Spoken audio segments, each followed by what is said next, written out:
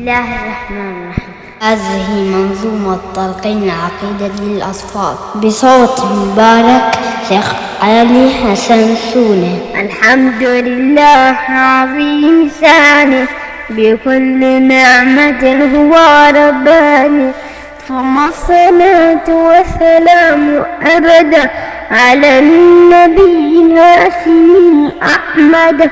فهذه منظومة مفيدة لينسى الأطفال بالعقيدة كي يحفظ العلوم حال الصغر، فإنه كنقص فوق الحجر. أرجو لها القبول بين الناس، تكون في التوحيد كالأساس، فمصدر العقيدة الصحيحة قرآن وحديث. خذ نصيحة بفهم أصحاب القرون الأولى، من حاد عن أقوالهم مخذولا. وأول السؤال عمن ربي هو الإله الحق دون ريب، عرفته بالخلق والآيات قد استوى في عرفه بالذات. وأمره العظيم بالتوحيد نهى عن الإشراك والتنديد، والشرك نوعان والأكبر وذنوب فيما علمنا الأغار. له فقط أن تصرف العبادة من دون نقصان ولا زيادة، منها الصلاة والصيام والدعاء، فخير طالب من قد وعى.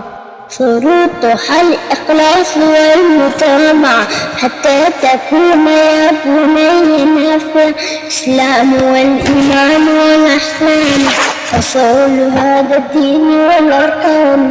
قل له بسرعة لا تصيل، فلا أتمنى الجبريل يجيب النبي وهو يسأل عن هذه الأركان فيما نقل. وواجب الإيمان لا بالرسل لأنهم أهل لذاك الفضل، يؤمنون للتوحيد والإيمان والكفر بالأصنام والأوثان. أعدادهم كثيرة لكننا نؤمن بالتفصيل في من عندنا.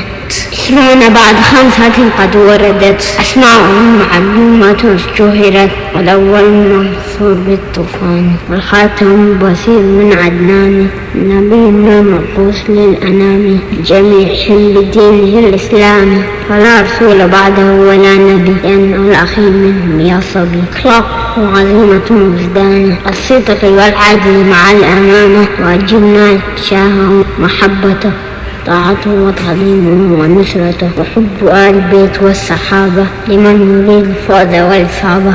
لا تضيع نهجهم بديلة، فإنهم كالساهد التنزيلة، بفهمهم يتضح المقولة، لأنهم قد صاحبوا الرسول وعصرهم أخطر من سواهم، كذا أتانا بما معناه. ذاك كل مؤمن والي، ونبغة الكفار ونعادي، وجنة الرحمن للأبرار، والنار للكفار والفجار.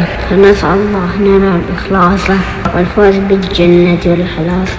وهذه منظومتي قد تمت، الحمد سبحانه وقد ختمت.